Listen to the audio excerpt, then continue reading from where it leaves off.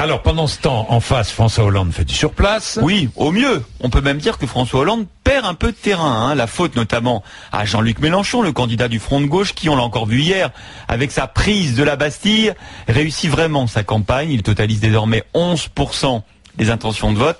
Alors certes, certains diront que Mélenchon rassemble de la gauche, pour faire gagner Hollande au deuxième tour. C'est ce qu'il dit, Il a tenté hier de rassurer les socialistes dans l'émission BFM TV RMC, en expliquant à François Hollande qu'il ne fallait pas qu'il s'inquiète. Il dit une chose, mais il a tort.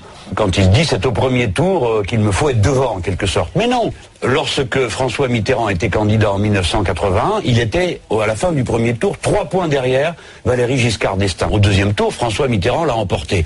La position au premier tour n'est pas le facteur décisif pour l'homme de gauche. Ce qui compte, c'est qu'on ait une capacité de rassemblement. Alors ce qui est sûr, c'est que Mélenchon prend des voix à Hollande au premier tour, et Hollande redoute cette dynamique cassée.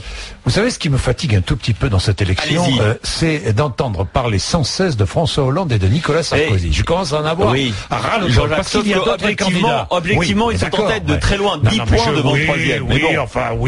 On parle des autres. Regardez, vous recevez Marine Le Pen à 8h30. Je suis content, on va parler de Jean-Luc Mélenchon. Je voudrais qu'on parle de Marine Le Pen, je voudrais qu'on parle de François Bayrou et des autres.